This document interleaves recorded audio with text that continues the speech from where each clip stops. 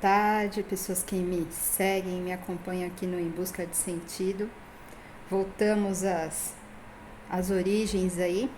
E eu estou utilizando umas ferramentas para melhorar os meus vídeos, que são o tripé e o microfone, mas meu microfone está zoado, então já não comprarei outro, porque eu quero investir num melhor. E até eu montar o meu tripé vai ser meio difícil, porque no momento eu estou com a Rafa no meu colo. E aí é um pouco difícil. E hoje ela tá meio doentinha, só que é colo, colo, colo. Bom, coisas da vida acontecendo, é assim mesmo. As leituras estão acontecendo. E hoje eu vim conversar com vocês porque eu frequento sebos. Isso mesmo, porque eu frequento sebos. Aonde eu encontro as minhas leituras. É sobre isso que eu vim conversar. Vamos lá. Bom, este é um tema bem abrangente, né? O frequentar sebos.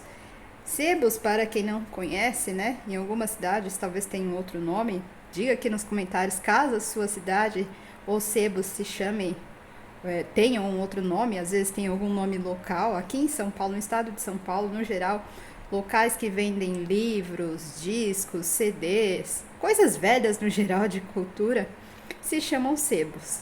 Não sei a origem, mas deve ter a ver alguma relação com sujeira, porque um bom sebo, eu confesso a vocês, tem aquele cheirinho de pó mesmo, que ataca a rinite para quem tem problemas com pó, né? Eu sou uma pessoa que sou muito adepta de sebos. Eu sou uma assídua frequentadora e tenho o privilégio de ter um único sebo físico em minha cidade, né? Muita gente que me acompanha que não tem este privilégio de ter nem mesmo uma livraria, nem que seja aquelas de outlet, sabe, que vende livro a 10, 20 reais, esses assim de vestibulares ou coisas assim, ou outras linhas aí. Mas a minha cidade, graças a Deus, tem um sebo, e é um sebo que defende as causas animais, né? Então tudo que eles vendem lá é revertido para uma ONG, onde a dona é a própria veterinária. Então eles vendem a preços não muito caros, exceto algum livro que esteja aí esgotado. Ela é bem justa nos seus preços e você consegue negociar. Eu já sou cliente há muitos anos, desde que me mudei para a cidade que estou, né? E eles talvez consigam enviar para outras cidades, mas o frete às vezes não fica muito em conta, né? Então acaba atendendo mais a comunidade ou a população local mesmo. Então lá eu acabo encontrando e me deparando e conhecendo novos títulos que eu nunca ouvi falar na minha vida, né? Então eu sou uma frequente e assídua. Estou sempre lá batendo cartão, comprando coisas em conta. Eu gosto muito de uma estante lá que eles fazem uma espécie de saldão a R$ 2. E lá eu já encontrei coisas muito interessantes que eu já trouxe aqui para o canal, né? Inclusive, eu quero mostrar a vocês. Eu acredito que eu já tenha mostrado esse livro, tá? Terra Alheia, de Eduardo Cabaleiro Calderón. É um autor colombiano, jornalista. E depois de ter lido, eu procurei entender um pouco mais, porque ele foi um livro aí que foi escrito na época, um período ali da Colômbia, em que houve uma repressão muito grande, uma guerra civil entre dois lados políticos, os liberais e conservadores, e foi uma guerra civil durante 10 anos, e que envolveu a ditadura, né? Não sei se meu vídeo será censurado por causa desse termo, que existem alguns termos aqui que você não pode falar na internet porque você é censurado. E acredito eu que esse seja um forte motivo para que ele não tenha mais publicação no Brasil. Existe censura, sim, meu gente, existe. Esse é um assunto muito mais abrangente dentro da cultura do país, tá? Enfim. E lá eu encontrei e paguei esse livro por apenas R$ 2. Entrei sem saber nada, terminei já. Estou preparando o meu psicológico e para trazer a resenha, um vídeo de impressões aqui sobre a leitura deste livro interessantíssimo. Se você tiver a oportunidade de ler, apesar do seu português rebuscado, porque é uma tradução aí de 1968, e o livro se passa entre 48 e 58, que foi o período conhecido na Colômbia como La Violência, essa guerra civil entre dois grupos políticos opostos. Tenho a oportunidade de conhecer, viu? Eu não conheço muita coisa da história da América Latina, porque quando estudamos a história lá no ensino médio ou fundamental, não nos é ensinado nada, absolutamente quase nada sobre a América Latina, né? E tudo que eu sei eu aprendo nos livros. Então foi uma grata surpresa.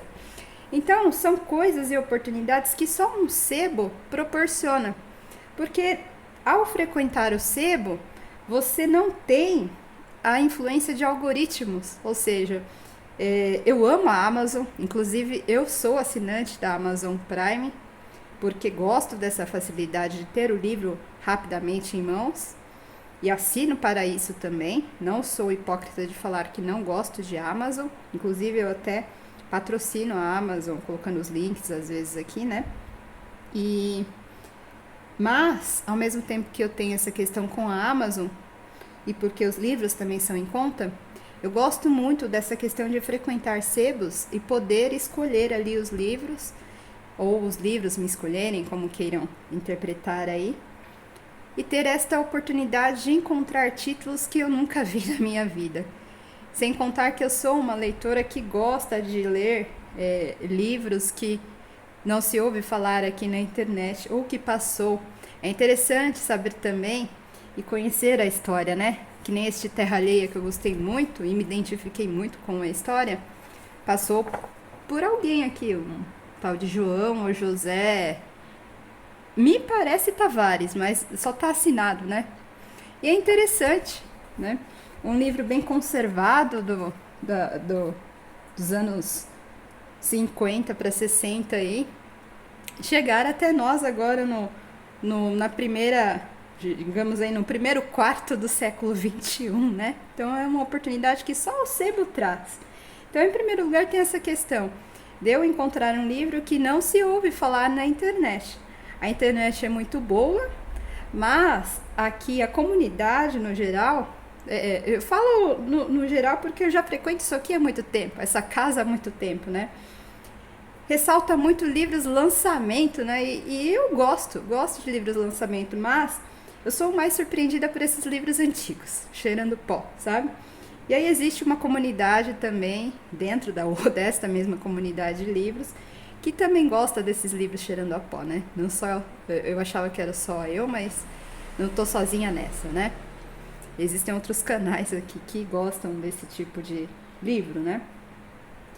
E aí existem vários outros títulos que eu estou querendo mostrar para vocês. Eu não vou mostrar hoje, porque estou aguardando a chegada de um outro livro de romance histórico aí. Assim que chegar eu vou gravar aí um book haul recente, um book haul de respeito, tá? E aí explicar por que adquirir cada um deles, tá certo? Um motivo de frequentar sebos é justamente esse, que você não é surpreendida por algoritmos, você mesmo escolhe a sua própria leitura.